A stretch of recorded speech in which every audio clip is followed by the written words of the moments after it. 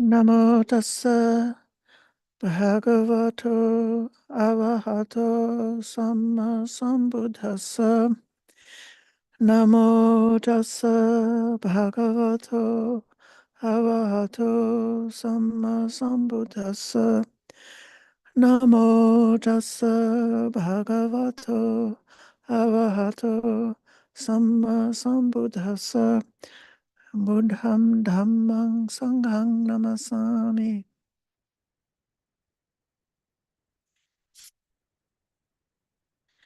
Dear friends, the sutta that I selected today is about the principles of cordiality, about how the Sangha maintains peaceful and harmonious quality internally. I'm sure that all of you have possibly belonged to a different religious community in the past, or perhaps you belong to a family, or you might have belonged to a business or some place of work, or some other organizations. Could be your condominium association or your garden club, or your local government. And you might have noticed that sometimes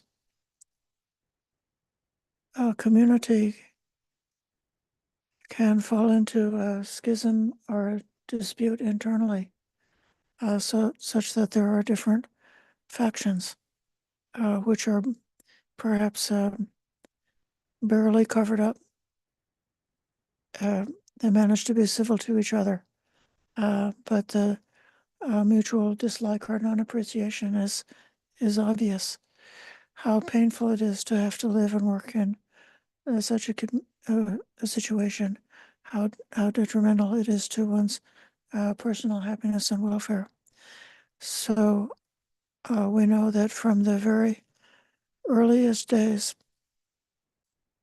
the Buddha was very concerned about creating a legacy of a Sangha which valued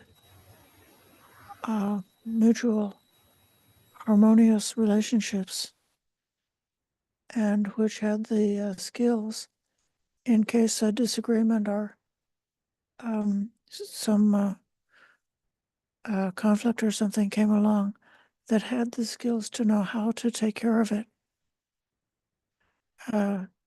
So although the sutta that I'm reading is about the Sangha, the monastic Sangha, the ideas herein can and should be adapted to all these other levels of organization. If you were arrested and taken to jail and held up in front of the judge, if the judge would be as sympathetic and kind as the Buddha, crime would stop. And if you were a small child and you had done something wrong and made a mistake, broken something, or something that you were afraid that you were going to be scolded and yelled at, and then if a mother or father was as compassionate as the Buddha, then you wouldn't be frightened, and you wouldn't need to hide your mistakes and your misbehaviors. And then even when you get to be a little bit older as a teenager, you don't have to hide from mom and dad, because you can say anything to your parents, because your parents are so compassionate, so valuing of harmony. And so that even when we make mistakes, we don't have to be afraid. That's what this sutta is about. So I'm going to open the sutta and start reading.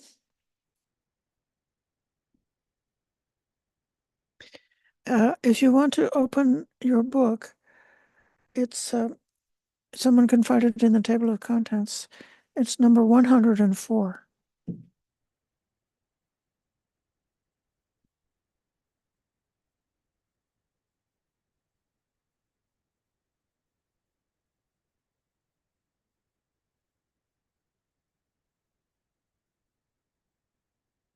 Um,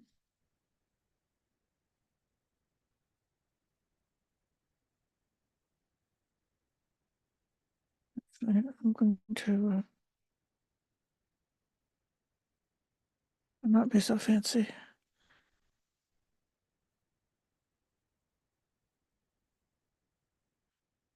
Okay, stop share. Try again.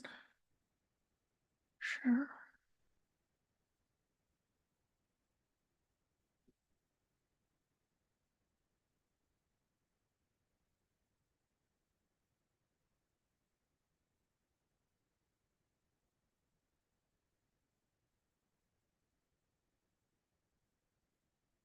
Okay.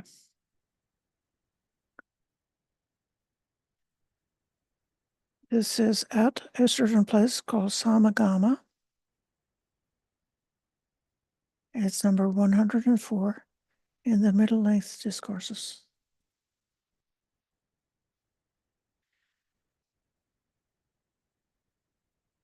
Did you find the page number? No. 853.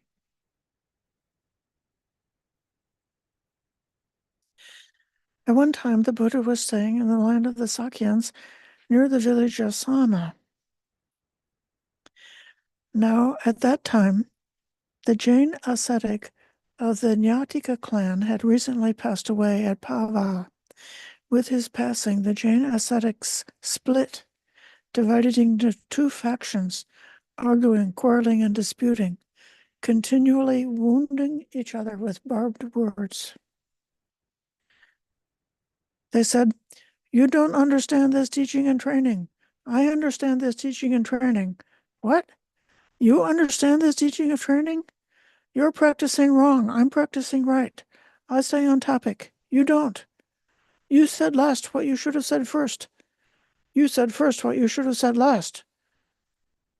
What you've thought about so much has been disproved. Your doctrine is refuted. Go on, save your doctrine. You're trapped. Get yourself out of this if you can. You would think there was nothing but slaughter going on among the Jain ascetics. And the Jain Yatika's white-clothed lay disciples were disillusioned, dismayed, and disappointed in the Jain ascetics. They were equally disappointed with a teaching and training so poorly explained and poorly propounded, not emancipating, not leading to peace, proclaimed by someone who is not a fully awakened Buddha, with a broken monument and without a refuge. The monument and the refuge is referring to the teacher who has passed away. So that teacher was the refuge. But when he passed away, they were lost.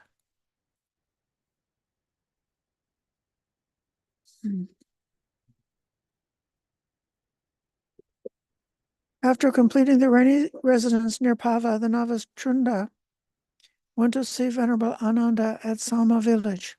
He bowed, sat down to one side, and told him what had happened. Ananda said to him, "Reverend Chunda, we should go see the Buddha about this matter. Come, let's go to the Buddha and inform him about this." So they went to the Buddha, bowed to one side, and Ananda informed the Buddha of what Chunda had said. Ananda went on to say, "Venerable Sir, it occurs to me, when the Buddha has passed away, let no dispute arise in the Sangha, for such a dispute would be for the hurt and unhappiness of the people, for the harm, hurt, suffering of gods and humans."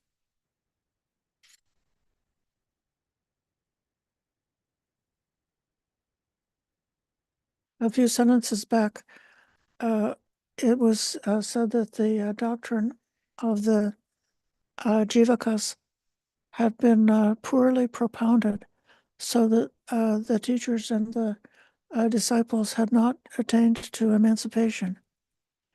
We know that this is another theme that we're reflecting about during this Vasa that we're studying for peace. The Buddha is called a sage at peace. And he said that a fully enlightened arahant would be a sage at peace. Why is that? It's because they have gone beyond any delusion regarding the self. There not being any delusion regarding the self, then no matter what arises, there's nothing to be disturbed about, because there's no more seeking for anything to aggrandize the self, or there's no more running away from something that's could be a threat or a danger to the self. And so when the self-delusion is transcended, and then one has that profound inner tranquility. It's not like a feeling or an emotion of peacefulness. Instead, it's like the thing within us that can get triggered is gone. There's nothing left to be triggered. So the fact that they fell into disputes like that meant that some of the disciples had not realized that and were still able to be upset. Furthermore, here, this statement that a dispute in the Sangha would be for the hurt and unhappiness of people, for the harm, hurt, and suffering of gods and humans. This is a very heavy, heavy warning to the bhikkhus. Why are we here? Why did we bother taking the robes?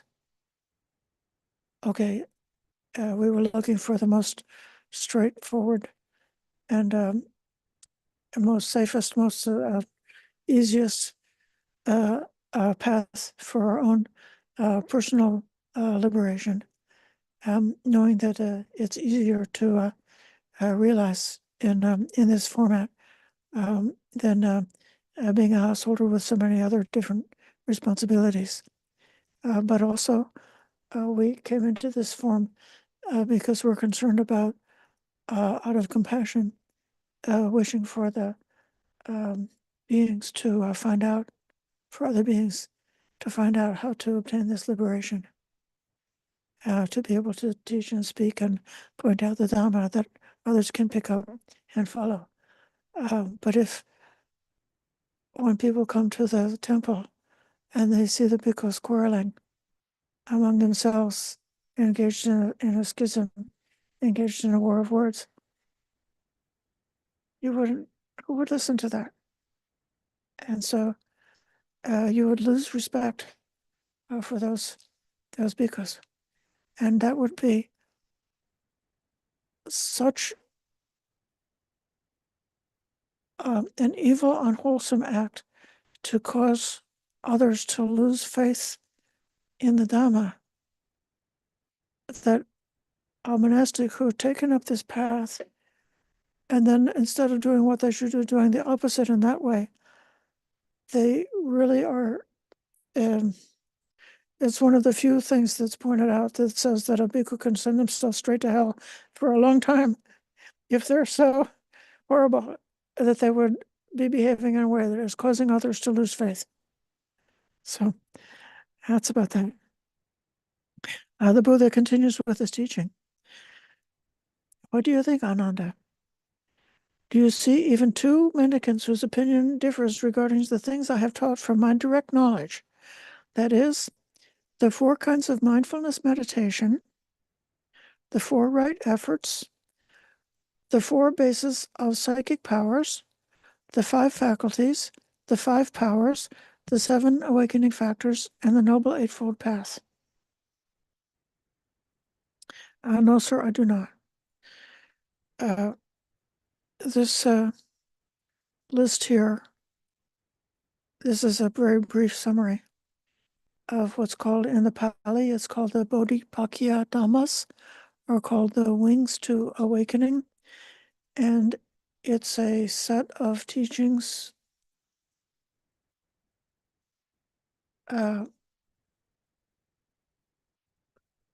scholars might differ about whether it's was one of the earliest things that the Buddha taught, or whether it was a summary that he gave not at the beginning but at the very end. When you'll see if you turn to the Mahaparinibbana Sutta, which was the summary of the last weeks of the Buddha's life before his final passing away from this human form. He went on a tudong and visited many different places, and we could see at that time the Buddha must have been thinking, I want them to remember what's important. I want them to lock it in their mind so they will never forget what my teachings are, so they won't lose any part of it, so they'll keep the whole package of teachings. And then it said in that sutta that he taught this group of teachings, the 37 factors or the 7 sets, which are called the Wings to Awakening, which is a concise summary of the entire teaching. Perhaps if we live so long in another cycle, we could spend a longer amount of time going into detail and trying to really understand and become capable of using all of these wonderful teachings to help us go forward in the teaching.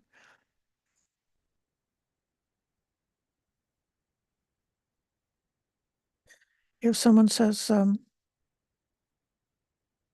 this is also in the Mahaparinibbana Sutta, they were the question was about how to venerate the Buddha after the passing of his human body. What they should do about making a chaitya or a stupa for the remains of the Buddha after his life was gone. And the Buddha said, don't worry about that. The lay people will take care of that. I've already arranged it so that my body will be taken and cremated in the city, and then the remaining relics after the cremation will be divided among different kings, so that lay people will be venerating the body. But he said, for you, my disciples, Dhamma Dhamma Patipatiya Buddham Pujami, practicing the Dhamma in accord with the Dhamma, you venerate the Buddha. Practicing the Dhamma in accord with the Dhamma, you venerate the Dhamma. Practicing the Dhamma in accord with the Dhamma, you venerate the Sangha. This has been explained to me as meaning that one would not just pick one small part of the teachings and just practice that one part, but one would try to undertake the whole package. You wouldn't only practice to feel better psychologically. You wouldn't only practice for stream entry. You wouldn't only practice to become a famous monk. You wouldn't. You would try to practice the entire path that the Buddha taught, and that's what's summarized here with the 4 kinds of mindfulness, the 4 red efforts, the 4 bases to power, the 5 faculties, 5 powers, 7 factors, and the Noble Eightfold Path. So Ananda is answering, do we ever see anybody disputing about that? No, sir, he says, I do not. Nevertheless, there are some individuals who appear to live obedient to the Buddha, but when the Buddha has passed away, they might create a dispute in the Sangha regarding livelihood or the monastic code. That's the precepts of the Patimokkha. Such a dispute would be for the hurt and unhappiness of the people, for harm, suffering of gods and humans. And the Buddha said, no, Ananda. A dispute about livelihood or the monastic code is a minor matter. But should a dispute arise in the Sangha regarding the path or the practice, that would be for the hurt and unhappiness of people. Now, I'm going to pause here for a minute and see if there's any questions or comments about this background story.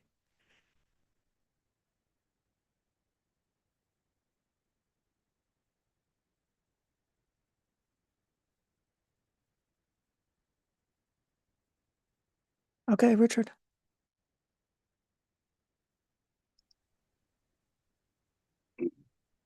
So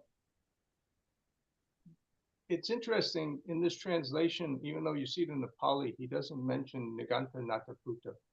He just says like the Jain leader or something. I don't remember what it was because I don't have that translation in front of me. If you look at when Mahavir was born and when Buddha was born and you use the dates, the Jains say 599 BC. That's the date that they use for Mahavir. And the corresponding date for the Buddha is 563, I believe. So that's a 36-year difference. And then Buddha spends 35 years attaining enlightenment. And then 1 year after he attained enlightenment, that would be another 36 years. And that's the year that Mahavir passes away. But Buddha had not returned yet, so Ananda was not a disciple or anything like that. The first year Buddha spent collecting, himself and his chief disciples, almost 1,300 arahants and things like that. And he wasn't to go home, to visit home for at least 3 years. There's some people think it's a longer or shorter period of time.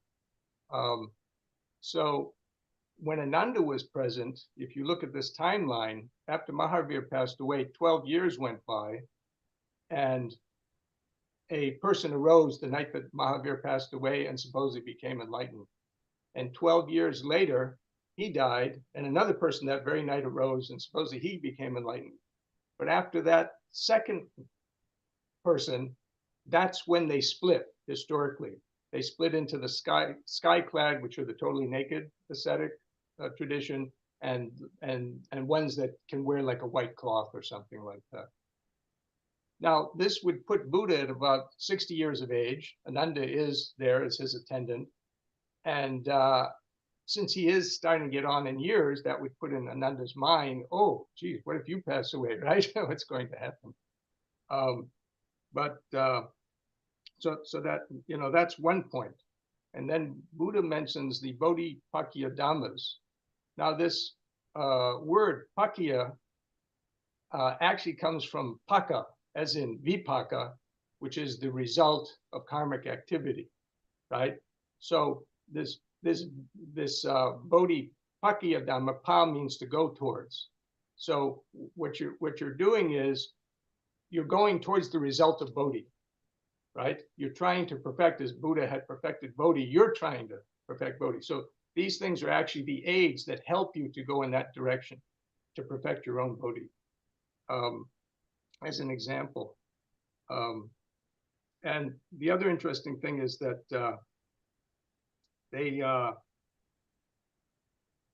Buddha says that a dispute in the Sangha about rules and regulations and livelihood would be only a trifling. Now, some people today criticize various groups of Buddhists because you might say some of the groups in the original Buddhist countries, especially the city monks living in large temples, they get lots of donations and live in comfort and everything. They're saying compared to the forest monks, right? Well, maybe they're not as good or whatever. So this is that type of dispute, right, that arises. But you can see Buddha's teaching keeps rolling on. So when Buddha says that would be a mere trifling, he's accurately predicting the future, right? The thing that would be lost is if people lost the understanding of how to attain enlightenment, right? how to go towards enlightenment. That, you know, that would be a difficulty, a tragedy. Anyways, that's just a few things off the top of my head and seeing this introduction, but thank you for listening. Thank you for that background and the helpful timeline. Indeed, it's very true that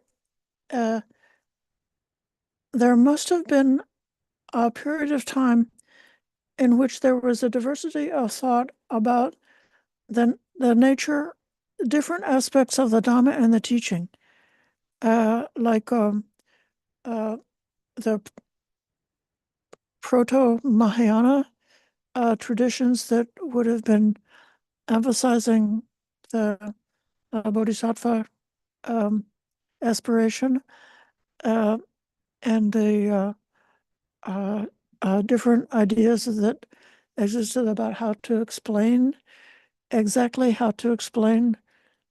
about non-self, like different ways of explaining that, and they all lived together at a place like at the Nalanda University in India. There was a wide diversity of like different scholar monks or philosopher monks who had a great variety of different ideas, and they could like cordially discuss their different ideas. But then if you're living in community and some of the monks think it's okay to use money and some think it's not okay to use money, then it gets to be extremely awkward because the lay people never know whether or not to give you money or not. If you have some of them think that it's soy milk is an evening allowable, and some of them think it's not. And for some reason or another, these differences in the standards of deportment and behavior do make it kind of irritating to live together with different individuals, each one having their own standard. But when all the individuals just agree to harmonize about the behavior and the deportment, it actually makes life. It's like a beautiful dance. You know, people, traditional people in their religious practices, if you look at the videos of, you know, villages or something, or people, and they dance together. And what are they doing when they're dancing together? They're getting all the people in the village moving to the same beat, right?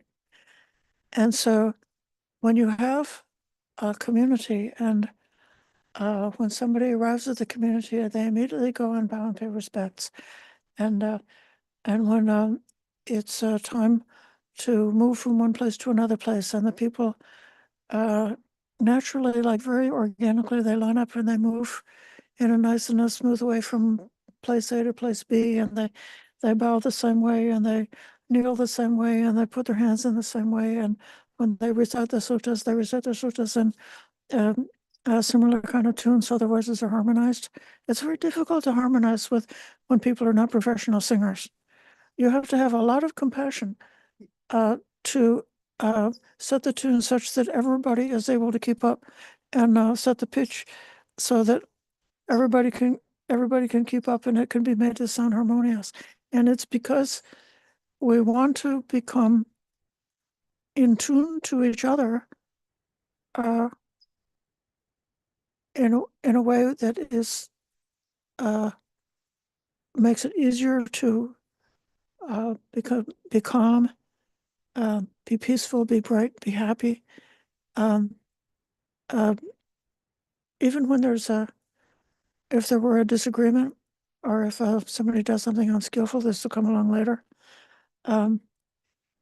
It may be difficult if we don't have anything in common to figure out how to overcome that little thing that happened. But then if you know how to apologize, we have a procedure for that. You know, it's okasa, and then apologize, and then the other person says, I forgive you. You should also forgive me, and then it's done in a way which is actually a little bit of a ritual. It's just using the traditional phrases, and it helps. It just helps with harmony. So, uh, uh, but seems to be very well known and expected that there were going to develop differences about the livelihood and about the details of the how the rules would be held, of the details of deportment. Even going to a different country, the way that the Patimokkha was held in India. When Buddhism goes to China, it doesn't work in China. The government would not allow monks to behave like that if they're in China. Or if they go to Korea and it's snowing and really cold, they can't, they may have to wear a hat. They might have to wear shoes because it's really cold over there. And so then there are these changes. So let's continue with reading.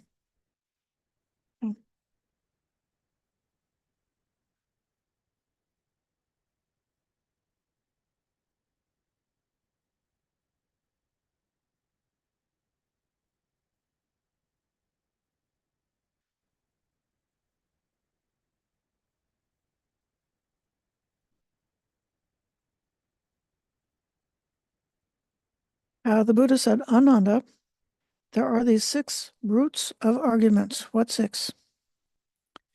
Firstly, a mendicant is irritable and acrimonious.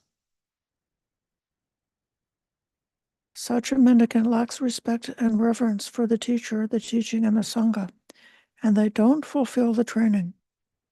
They create a dispute in the Sangha, which is for the hurt and unhappiness of the people, for the harm, hurt, and suffering of gods and humans. If you see such a root of arguments in yourself, you should try to give up this bad thing. If you don't see it, you should practice so it doesn't come up in the future. That's how to give up this bad root of arguments, so it doesn't come up in the future. So, a mendicant has got these 2 adjectives. Has said irritable, that's like angry, and what's called acrimonious, you could say bitter. This is a type of theory about morality, which is character morality.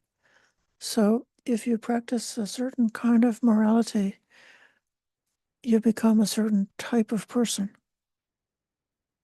So it's not just because you spoke sharply or because you yelled or lost your temper or said something harsh, but also that internally you become that type of person. So it's like the karma that you created by that, by picking up and holding on to that unskillful mental state, then becomes habitual, and it becomes sort of entrenched in one's pattern of behavior.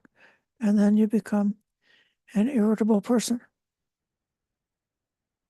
And then if you continue practicing as an irritable person, you may be reborn, or you may end up living in an extremely irritating world, because everything around you is irritating, because you're irritable. So then you see a lot of irritating things in the world. And so this is how you then could come to be reborn in hell, or you could come to be reborn in the United States, because you're in a world where people are so irritating and sharp and harsh and negative towards each other, and so polarized. So, but it's because of having it's like having a receiver that's like I guess the electrical outlet, and a certain kind of plug fits into that outlet. So if you're the irritable person, then irritating things are able to plug into you. Right? So that's what these roots are. But the Buddha says that you can give up this bad thing. So that quality, not only to stop talking like that, or stop speaking like that, or stop acting like that, but also abandon that inner quality of that mind, that irritable quality of the mind. You can give it up. At the next, the monk is offensive and contemptuous.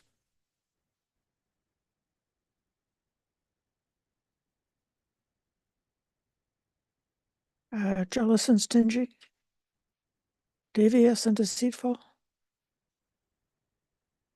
with corrupt wishes and wrong view.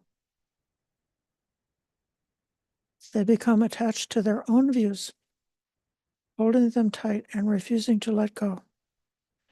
So these are the bad qualities that the Buddha points out. I want to leave this up so that you can look at this list, and I want to ask if anybody feels that they don't understand the meaning of these qualities, what it really means to be an offensive person.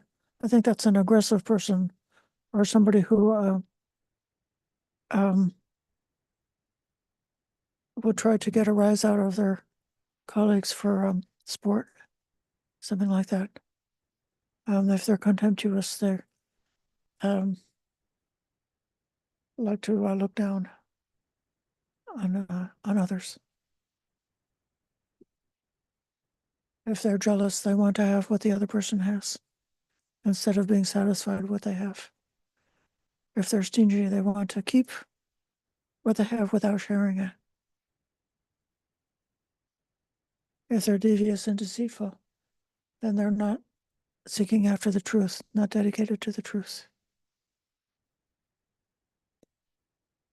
Okay, I'll call on Chintana first, and then on Patipada. If you don't mind, I'm going to leave this list up so that people can look at that list. Chintana. Hi, I'm a kind and even person. I love everybody. Am I? I love to make jokes, and I've realized that even though I think I'm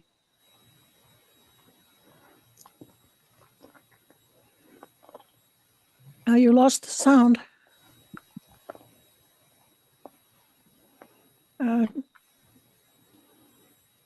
Chintana, I'm sorry, your sound has been dropped. okay. Is You're this back any now. better? Yes. You were just saying you like to make jokes. Yes, I do. I like to make jokes. I like to make people laugh. I like to make people like me. And how do I make these jokes? Well, I bring up something funny. And sometimes it's appropriate, sometimes it's not. Sometimes it could hurt someone's feelings. But ha ha ha, it was funny. I need to stop doing this. I realize it's so ingrained in me though, and it's really a deep part of my personality to be that funny person. But I don't think it's a good thing. And I noticed that I can really resonate with people. I'm a good person, they're a good person, but when we get together, we can kind of resonate and bring out the worst in each other. So I have found that I just need to shut it. I just need to stop talking. So those are two profound realizations I've had, that I need to stop talking and that I need to stop trying to be the funny one. Thank you for listening. It's great to see you, Ayya. I would recommend starting by releasing jokes that are making fun of other people or other groups of people or other kinds of people. Sometimes you can tell a joke on yourself, and then in that case, the humor can not have that potentially dangerous quality. Um, uh, but even telling a joke on yourself, then you have to like consider, well, because a joke can be sort of like aggressive, but it's deniable. Like I'm really saying something mean, but you're saying ha ha ha, so it doesn't count as being a mean thing. So if you tell a joke on yourself, are you being mean to yourself, putting yourself down? And so you didn't want to do that either. Nevertheless, joy is part of our program, and joy and happiness and innocent humor as possible. Just try to be really careful about humor, which is actually a disguised kind of aggression. Yeah, thank you for that. I'm going to call on Patipada,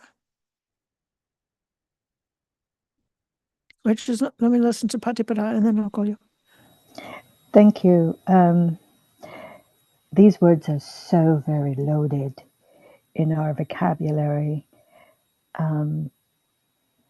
To say that people are not jealous or stingy, if we look at it from a human conditioning perspective, we are taught to focus on achieving our goal and not paying attention to others around us as we do this, to attain success, to acquire popularity, all of these things, to be able to have a positive image in our society. And achieving those goals engages some of these conditioned habits. And so the jealousy, the stingy, the devious, the deceitful, very often I find my friends, my colleagues, my Dhamma sisters and brothers, they don't mean to be any of this. They've just been, we have all just been conditioned over so many eons to focus on self-preservation, to focus on protecting ourselves, to focus on being well, that these behaviors can kind of occur without us even thinking or planning to take these kind of actions.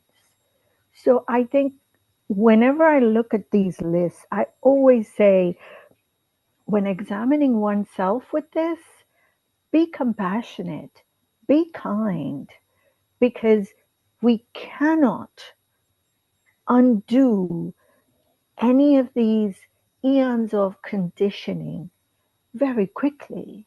It takes time and it takes patience with ourselves. So just a reminder that this is just all about human conditioning, and our practice is about seeing those for what they are and neutralizing it. Thank you for those very helpful observation to be patient and gentle with ourselves. But often there are, in the Dhamma books, we see words which have, in translation, they sort of have similar meanings, but one of them is considered wholesome or neutral, and another one is quite pejorative. I think that's also true in English, that you might have one kind of like a quality, and it could be described in a way that's as being a good thing, and it could be described in a pejorative way. So, but the Buddha does encourage us to see the danger and to have the courage to really take our personal inventory and to see if we have those habits that are hurtful. And if so, to understand we're human beings, we have all that conditioning, We have them because of causes and conditions. No need to be lost in remorse about something that already exists from the past, but to be able to make the determination going forward to change, to go to a different direction. I'm going to go to.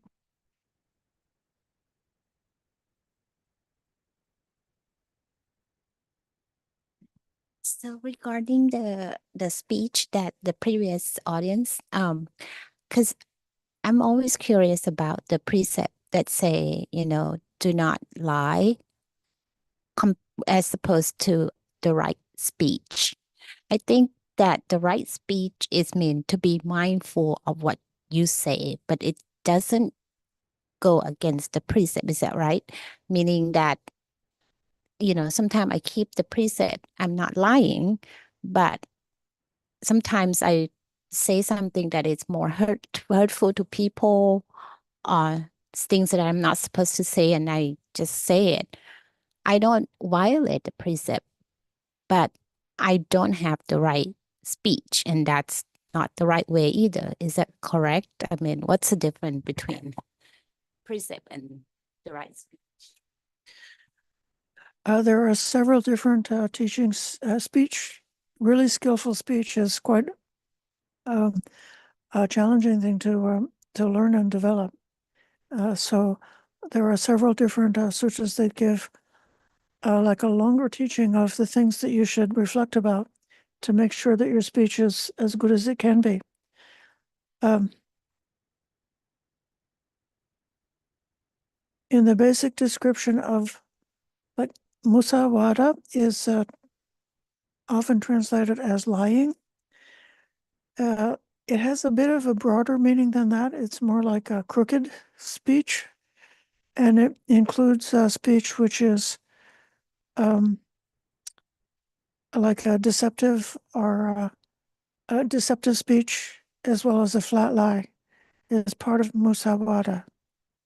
And then when you talk about samavacha, which is the point of the path, which is about right speech, the speech should be, you should not do musawada, you should not do a harsh speech, you should not do a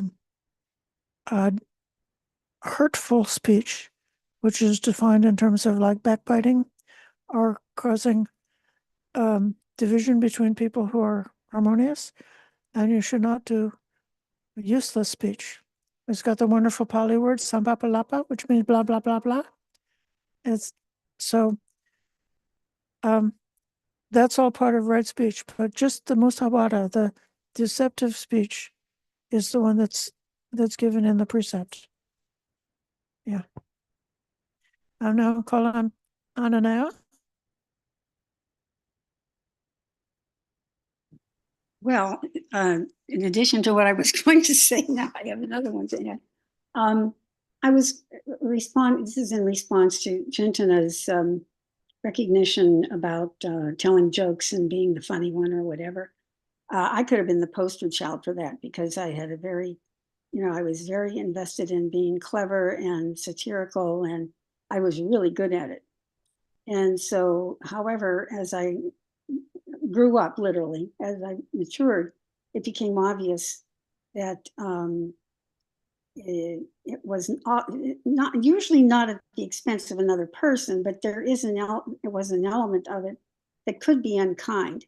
Someone being put on the spot, or some behavior of theirs being highlighted that wasn't particularly kind or helpful. So I'm here to say that practice definitely helps this. It is possible to let it go. It isn't that I let go of my sense of humor, but I really have a whole different take on how to be, perhaps see something humorous or say something humorous, but not at the expense, or not with that hinge. And also that it's also a really aspect of conceit. Wanting to be the clever one, wanting, people laugh and they see that, no, isn't she clever, blah, blah, blah, blah. I just love having, like that. So yeah, it's really possible to do that. And then just to this Musawada question, I was a little surprised to see the precept. Maybe I don't think I've missed it these years, but usually it was said to be when we're reciting the precept, false or divisive speech, not lying. So I was actually surprised to see it just say lying. But along that vein of the false speech, I can't remember which number, which sutta this was, but early on, I remember reading a sutta or hearing a sutta that said that, the Buddha stated that even hyperbole or exaggeration is still a form of lying, and that you should definitely not do it. So that's something that really has stuck in my mind, and I do try to avoid that aspect of it as well. Thank you very much for everyone's discussion on this. It's helpful. I'm going to call on Sitina and then go back to reading the sutta, but responding to Ananea, what you're talking about, this exaggeration. This has everything to do with disputes when people become attached to their views. I often talk about there's a small person inside of me, somewhere between my heart and my belly, who likes to get up on a little tiny little soapbox and wave her teeny tiny little fists and make these little speeches, about how injustice or unfairness or something like that. And but if we can, that's using humor to allay something that's actually quite a serious problem. And so just to recognize when the inner talk becomes so much like a rhetoric designed to stir up emotions and to convince myself to, do something or like that, then it's a danger. I'll call on Sitina. Welcome. I'm happy to see you here. Thank you, Ayya. Thank you, everyone. Thank you for choosing this sutta. First, I just want to say so much sadhu, sadhu, sadhu to Patipada for bringing in kindness and compassion and remembering that this is, really hard work, that we're really spiritual warriors. But regarding this list, when I reflect on it, I think two things jump out. First, I think we already talked about, but this, it really feels like these forces, these energies are such, I kind of visual, they really want to make a self. They want to congeal into a self. And that's, a real, as we know, a real pit of danger. But then I think the second thing, when I continue to reflect on it, on this list, is that really these aspects of these energies really, with all this cheating, makes me think the only person you're actually cheating, or I'm actually cheating, is my own self. That's the only person who's really getting diluted in all of that, in making this world. And sometimes I feel like with practice, I can maybe when I'm making the world, I'm not mindful about it, but when it gets taken down, I can feel it.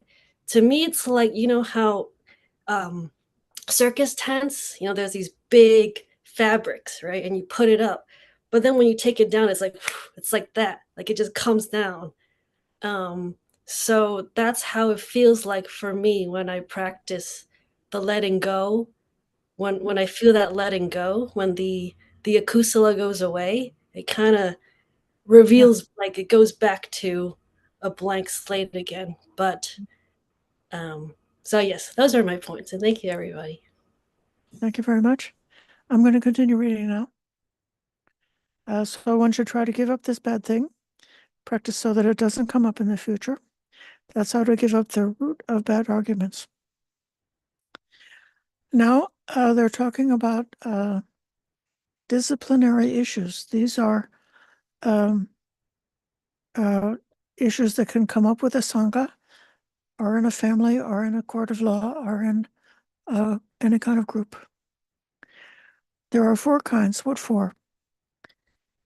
Disciplinary issues due to disputes, accusations, offenses, or business.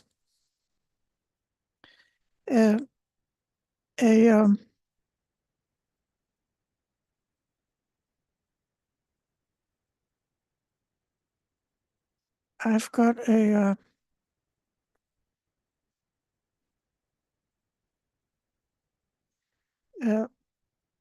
that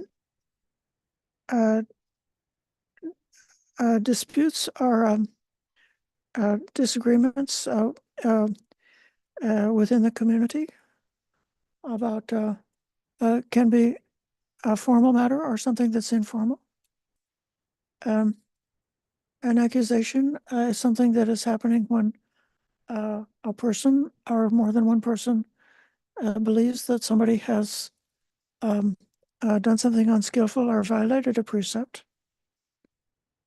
An offense is referring to the situation for when a person knows that they themselves have done something unskillful or violated a precept, and they wish to be reconciled with their colleagues by making a confession or undertaking, making amends for whatever unskillful thing they've done.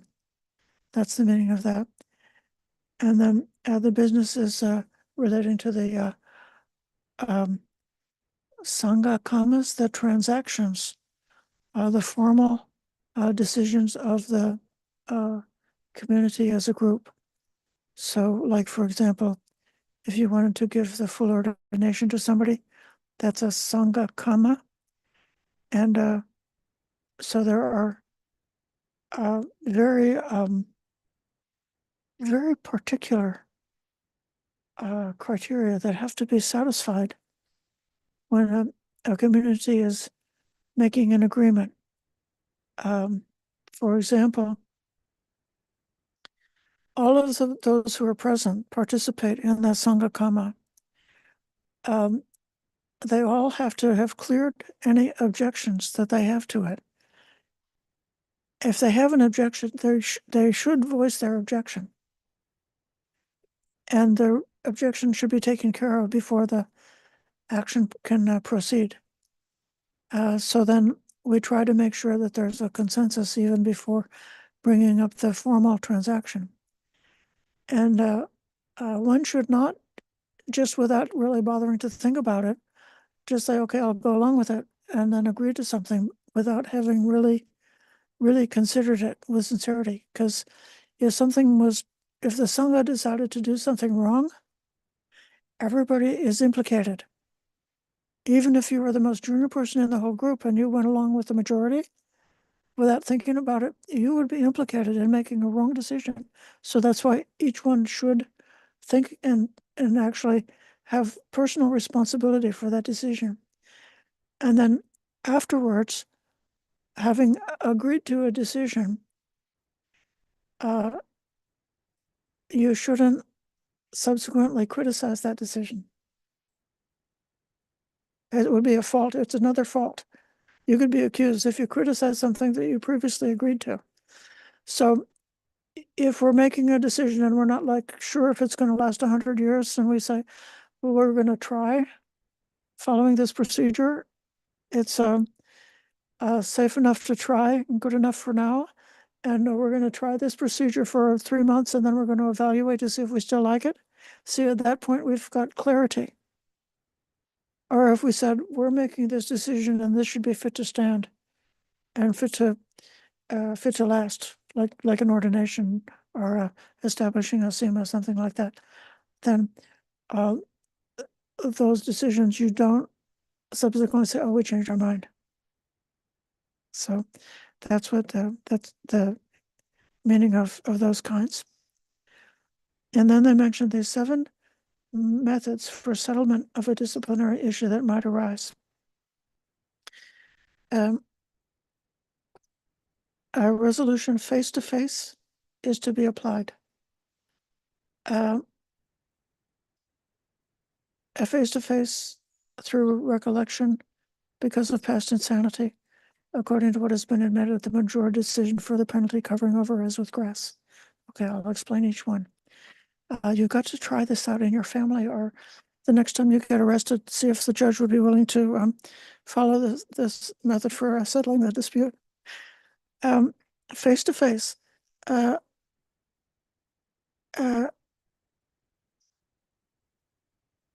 That means it should be done in the presence of the person or the persons who are in a dispute. It shouldn't be settled roundabout and behind their back. If there's a dispute about the teaching or about the precepts, the mendicants should all sit together in harmony, thoroughly go over the guidelines of the teaching, and then settle that issue in agreement with the guidelines. How lucky we are that we've got a very clear set of guidelines, and we all have faith in the Buddha, and we are grateful for those teachers who have learned how to look up the answers and find the background story, like why was that rule originally made? What was the definition given for that rule? What are the factors that would make it a complete violation of the rule? And what are the circumstances in which the rule might not apply? So like for some of the rules, they say, well, if it was unintentional, then it's not a fault. But there's some rules that even if it is unintentional, it's still a fault. So you've got to be able to look it up and know specifically. In some of the rules, you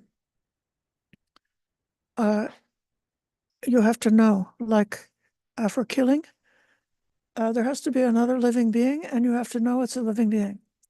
So if you thought it was a statue, but it was a living being, and by mistake you knocked it over and it got killed, then you wouldn't be guilty because you didn't know that it was a being. So in this case, the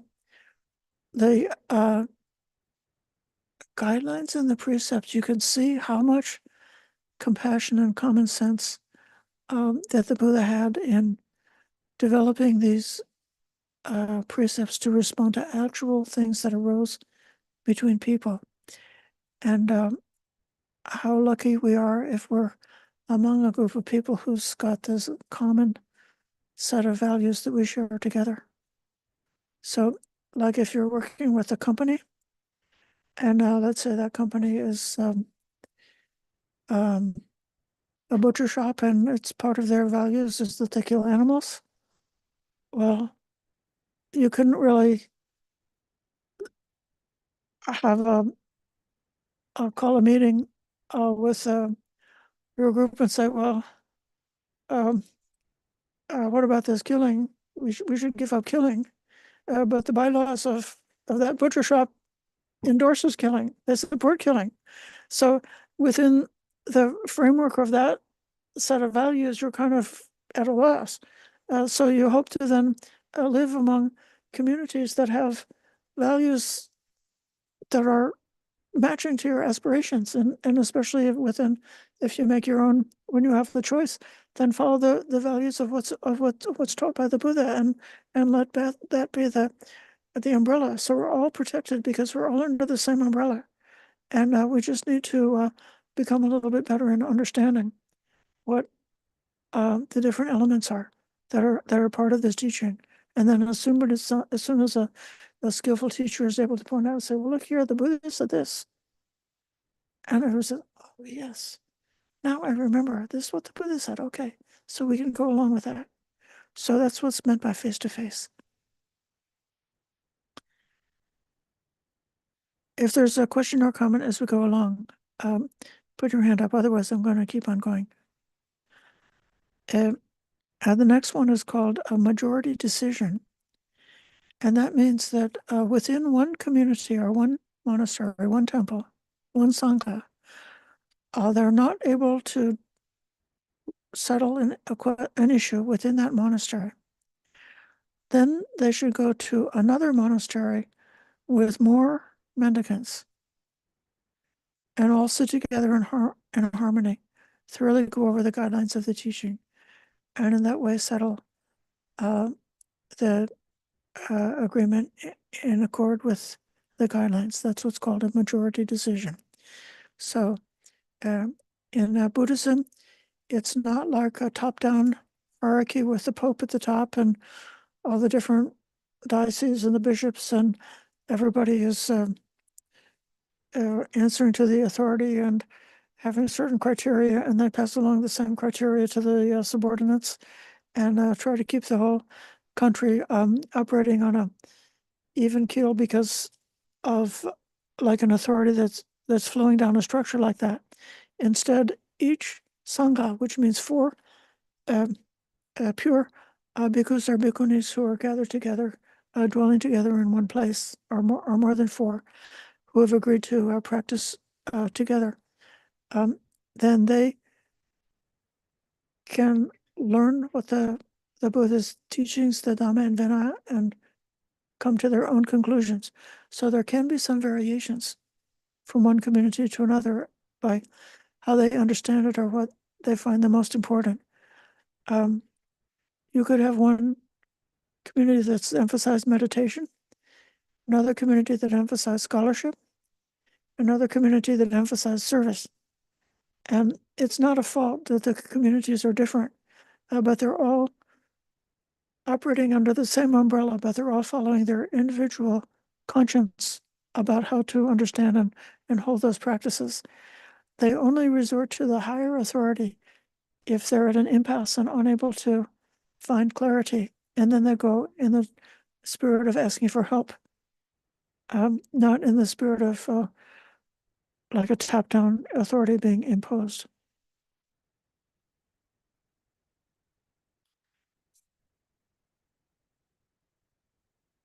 How is there a resolution through recollection? So the Pali is sati. So sati, it means mindfulness, and it also means recollection or memory.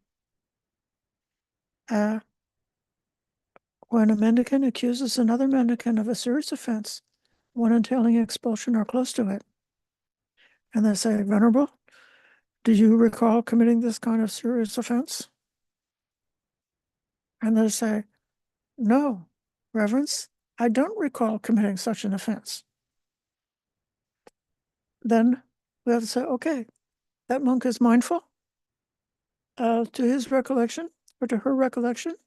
She didn't do it. And so that solves the question. That resolves the question right there. So trust in the conscience. So like if you had a student, or if you had a child, or if you had a subordinate, and somebody comes and files a complaint and say that person did something to me, you don't just immediately punish them. You have to call them in and say, well, did you do this? And you should trust the honesty and integrity of your child or your subordinate or your student.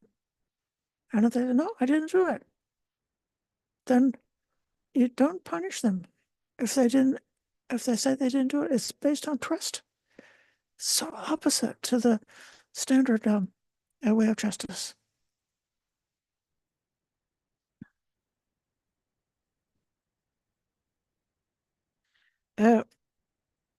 Slightly similar but completely different is the resolution because of past insanity.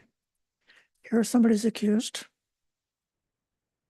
Say, do you recall committing that kind of offense?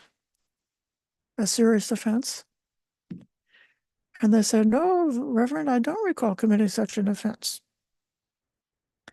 But even though they try to get out of it, the mendicants pursue the issue and say, surely Venerable must know perfectly well if you recall committing that offense, that serious offense.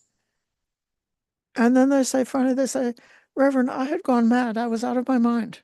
And while I was mad, I did and said many things that are not proper for an ascetic. I don't remember any of it because I was mad when I did it. So that's a resolution by means of past insanity.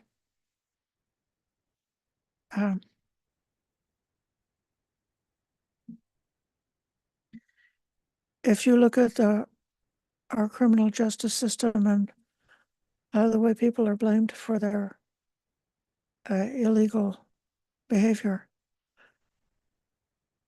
actually, you can't find that much actual guilt among all those poor people locked up in jail, because they all got there because of causes and conditions, because of not knowing any better, because of having consumed toxic chemicals that cause brain damage when they were younger, because of having been dropped on their head when they were younger and have had a brain injury that caused a diminished capacity for making moral decisions, or because of different life experiences that caused a deeply ingrained mental illness that give them a diminished capacity for making choices. And so if you really understood that, you would maybe give a far greater number of people a verdict of insanity or a verdict of mental illness or a verdict of diminished capacity. And then you would put them into rehab and help them to overcome help them to overcome those circumstances without even thinking about just giving them the full punishment.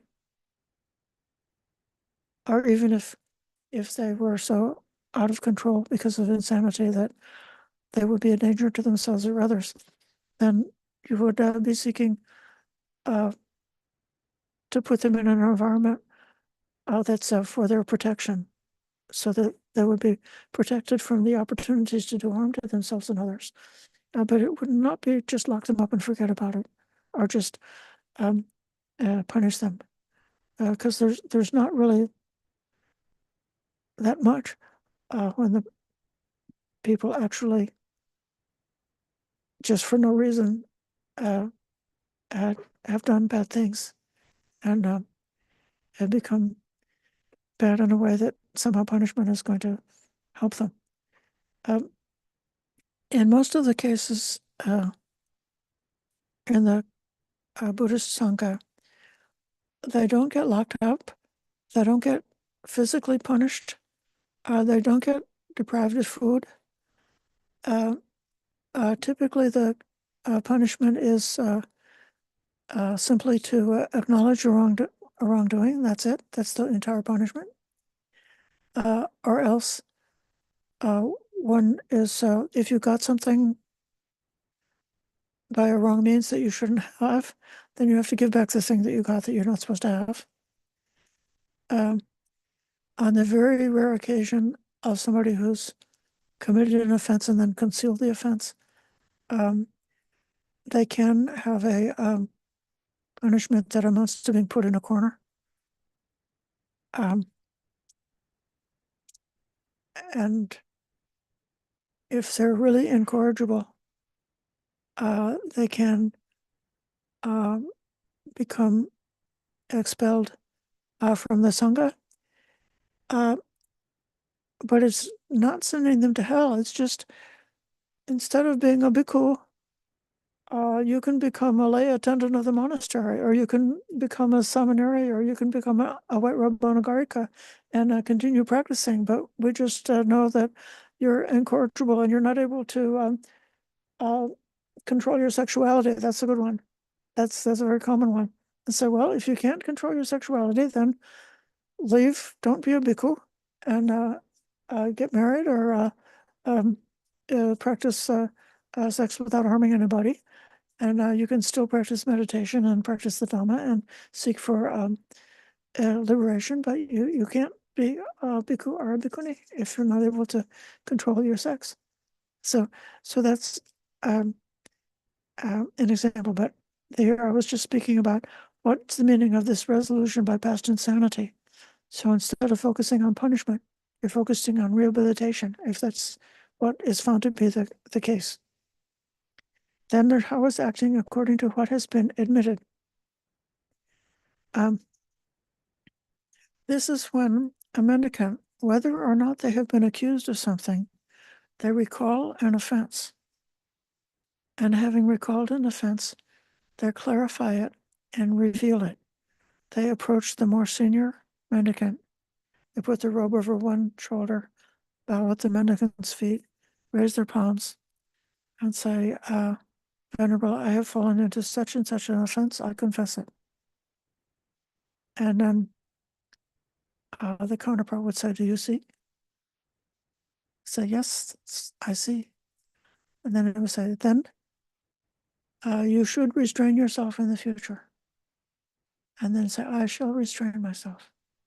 And that's it. That's the resolution.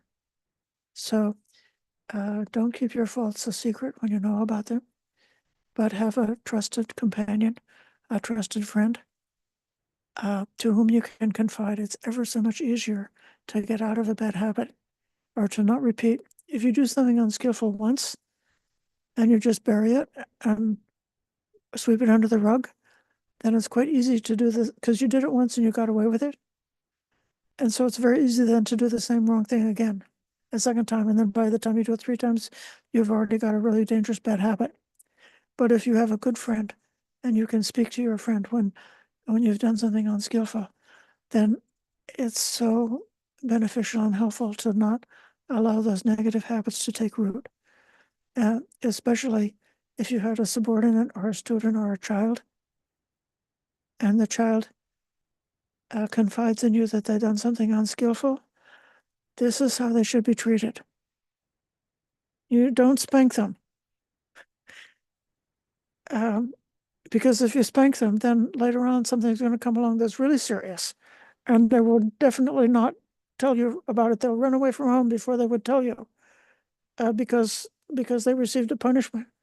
But if instead they're just simply responded with kindness and help, then if they really get in trouble, they will come to you and allow you to help them.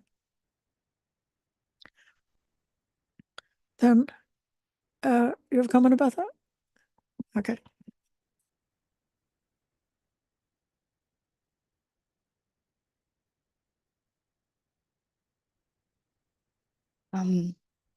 Something that I have noticed in myself and others as well is that whenever you keep it a secret that you've done something that defies like maybe a precept or some moral compass that you're holding, that also comes with guilt and shame, and those states of emotion actually create like a pressure cooker on yourself so that you would continue that behavior in secret, taking yourself sort of into more anxious and depressive states. And then it finally gets to the point where the pressure cooker valve is opened and you find someone that you can confide in and you just let everything out like at speed. And then it's like almost after you leave that conversation, you feel like, wow, why haven't I told someone this before? Like this was creating such pressure. I was behaving so, so I wasn't even able to trust myself. And now that I've told someone and revealed these darker aspects of my behaviors, I feel like I can trust myself because I've been seen, I've been witnessed, someone's heart has opened to mine, and I have the capacity of being bad without it having to be a secret holding, the guilt and shame and pressure of the behaviors. So it really is very powerful to reveal these darker aspects of being to a person whose heart is open to receiving those without judgment. Because then you, through having another person witness those things and not judge you for it, it shows by evidence that you can do the same for yourself. Whenever someone's heart is open to you, you see, oh, well, if they can love me for these darker behaviors, I can also learn to love myself for these darker aspects of myself, which I've been hiding. And then that sort of creates the fuel for transforming all of the skeletons that you find on this path of enlightenment. We sometimes will come into more darker edges than we'd like to see, because it can be believed that the path towards enlightenment is all light and butterflies and rainbows. But really, personally, for myself, I find that it's really just bumping up against a lot of unfavorable, unskillful, unwholesome behaviors. And if you use the mechanism of guilt and shame to go forward through this, it's not actually worth witnessing those things if it makes you turn in and create a poisonous environment for yourself to go through these things. So I think it's wonderful to have a heart where you can share your heart with when you're on this path of discovering all those rough edges. Thank you. I think we just have two more to go through in this list, and then I'll pause again for your questions. But the unhappy, miserable, divisive families that I spoke about earlier could be families that are plagued by guilty secrets. And the way that good, well-practicing Sangha or community seems to be so relaxed is because they're not burdened with that kind of remorse because of guilty secrets. If whatever happened that was unskillful has already been taken care of and reconciled. And so then it's a very relaxing way to live. Here's the next way. It's called a verdict of further penalty. This is when a mendicant accuses a mendicant of a serious offense, entailing expulsion or close to it. And that person says, "No, Reverence, I don't recall committing such an offense." Though they try to get out of it, the other mendicants pursue the issue. "Surely, Venerable, must know perfectly well if you recall committing an offense, a serious offense." And then the person says, "Oh, Reverence, I don't recall committing a serious offense of that nature, but I do recall committing a light offense."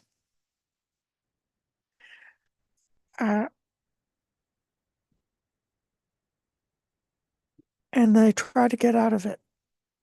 And the mendicants pursue, "Surely you must recall committing an offense that entails expulsion or close to it." And then the defendant says, "Reverence, I'll go so far as to acknowledge this light offense, even when not asked. Why wouldn't I acknowledge a serious offense when asked?" And they say, "You wouldn't have acknowledged that light offense without being asked, so why would you acknowledge the serious offense? Surely the Venerable must know perfectly well you recall committing an offense that entails expulsion or close to it." And then finally, after all of this pressure and discussion, they finally say, "Reverends, I do recall committing this kind of serious offense that entails expulsion or close to it. I spoke too hastily when I said I didn't recall it." This is someone who's really been caught, really been seen, really been suspected, or really been heard about committing a serious offense, and they tried to deny it. And then when they finally admit it, you even don't quite think they're actually admitting it, that they're just trying to make this conversation be over by, filing a guilty plea, but they don't actually acknowledge that they're guilty. They just file a guilty plea because they want the trial to be over. This is what happens in the courts of law all the time, right? Most of the cases, they pressure the defendants to plead guilty to something because, and then they can reduce their troubles by pleading guilty whether they did it or not. That's not the right way. So if someone is like that, then there would be a further penalty. And in that case, it can be that if it's a parajika or the most heavy kind of offense, that person is not a bhikkhu anymore. If it's a persistent bad behavior that is not rising to the level of a parajika, they could still be invited to leave that community. And then they would try to find another community that's like-minded. This is why when you see monks who are living alone and not part of a community, you might want to check their references and see why they left the community where they had originally trained. Or sometimes that other procedure that is called manyata, which is equivalent to being put in the corner,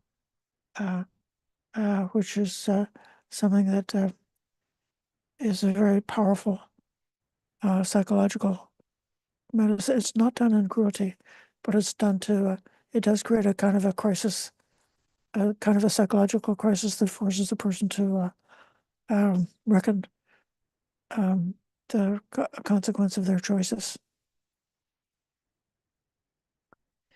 And then the last method is called covering over as with grass. It's when the mendicants continually argue, quarrel, dispute, doing and saying many things that are not proper for an ascetic. Then they should all sit together in harmony.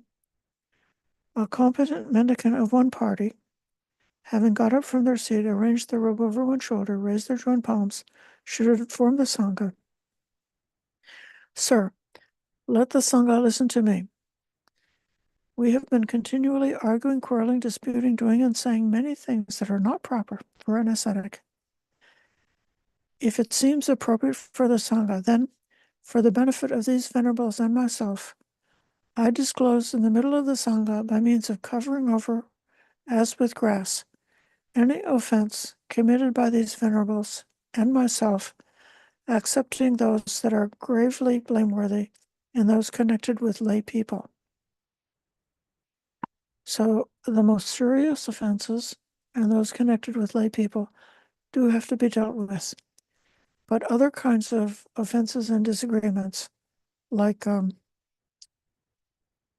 did I say? Is soy milk allowable or not? Okay.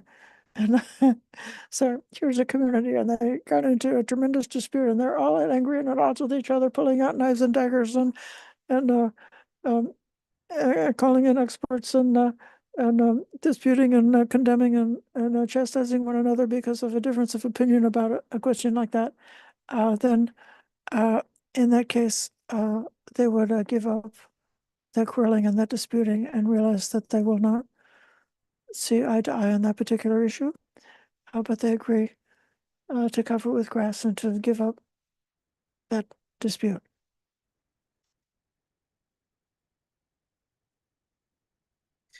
So one party does this, and then a competent mendicant of the other party does the similar procedure. They stand up with their robes, raising their palms to inform the Sangha. Let the Sangha listen. We've been continually arguing, quarreling, disputing, doing things that are not proper. If it seems appropriate to the Sangha, then for the benefit of these venerables and myself, I disclose in the middle of the Sangha, by means of covering over as with grass, any offenses committed by these venerables and by myself, excepting only those that are gravely blameworthy and those connected with lay people. This is how there's covering over with grass.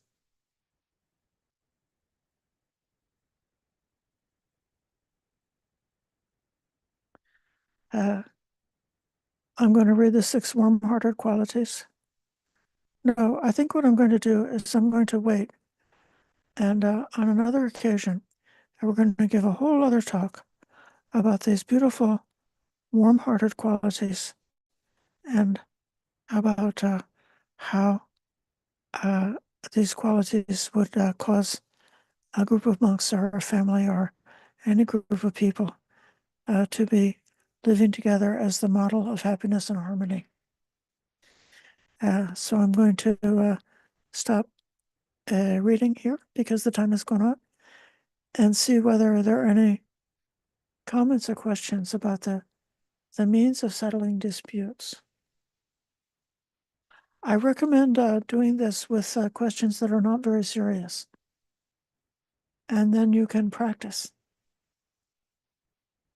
So if somebody told a joke, and they feel it was a fault, and they want to acknowledge the joke and ask for forgiveness, and then they say, yes, I forgive you, also should forgive me. Then you get in the habit of taking care of your mistakes and unskillful behavior on the small stuff. And then you build up just a regular routine of a habit. And that's something that's done. Everybody knows how to do it. They expect it. And then later, if something comes along that's really serious, then you'll be able to deal with the serious thing because you've been practicing on the small things. I'll call on Rin. Thank you, Ayya. I want to acknowledge the previous person who made a comment about how the path of insight or enlightenment is not all roses and butterfly, or I'm just paraphrasing, but it's paved with a lot of internal darkness that we need to iron through.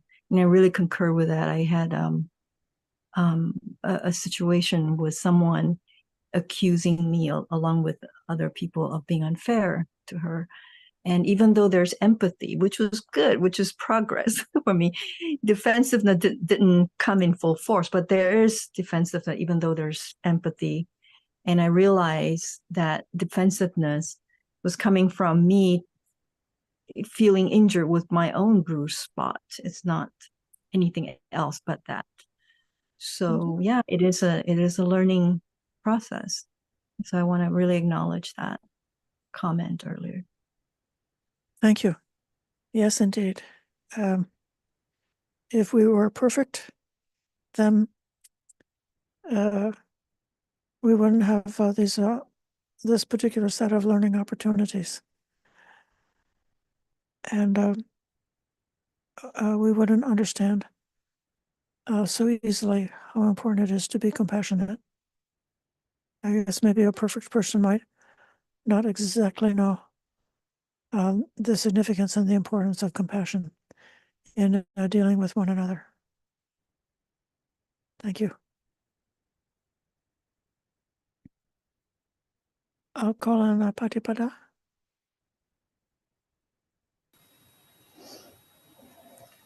I've recognized and learned with this practice that nature's diversity exists in every single individual. 4 people growing up in a family develops 4 different ways of looking at their life experiences. Even though it was the relationship with a mother or father, you end up having 4 different set of experiences in that one home. And to be able to accept the fact that an individual can only be who they are based on their own life conditioning is something that has been quite helpful and useful for me in a marriage with someone who is completely different from myself, from where we were born to our religion to everything else, our ethnicity and nationality, all of those things. And to be able to accept each individual for who they are and recognizing that their perspective can only come from their own conditioning means that absolutely no one is wrong when we're sharing perspectives. Their perspectives are just different based on their own life. And so to agree or disagree with someone's point of view, I think we miss the mark when we're choosing to speak to each other using that as a marker. It's not about agreeing with someone or disagreeing. It's about really embracing the fact that with all of who they are, this is how they experience the world. Yes, thank you. And that is also coming back to how important it is to develop very clear thinking about what we consider to be skillful and unskillful, and not to mix up something that could be just a cultural difference or a difference in background in terms of what seems to be normal. So whether you fold your robe this way or fold your robe that way is probably related to how your mother did it. How many times a day you clean the bathroom or clean the toilet or clean the sink is probably very much related to what you saw at home, what you learned at home. And so these differences in what seems normal have to be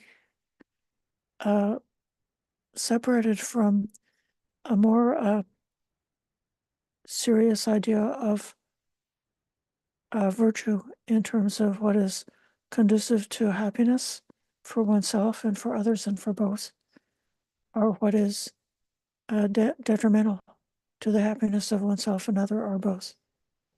And having that clarity, I think, can go part of the way.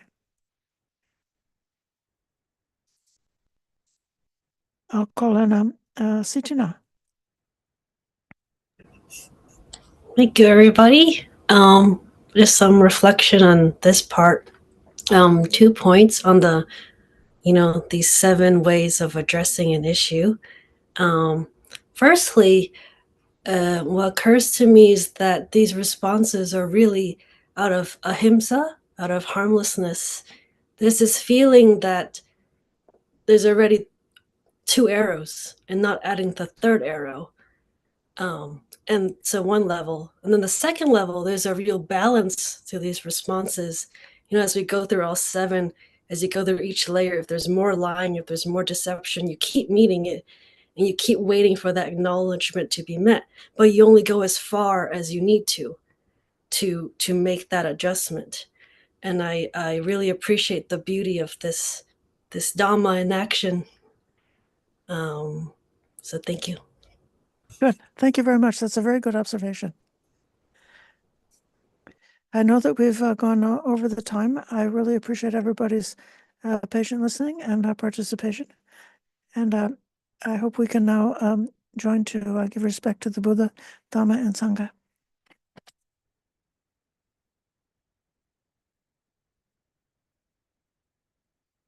Araham Samma Sambuddha Bhagava Buddhang Bhagavantang Abhivademi Suvakato Bhagavata Dhammo Dhammang Namasami Suparchipanno Bhagavato Savaka Sangho Sangham Namami.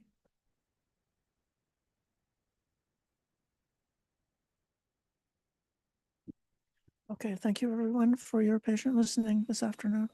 Thank you, Ayya. Thank you, Ayya. Sadhu. Sadhu, sadhu. Thank you, Renewal. Thank you so much.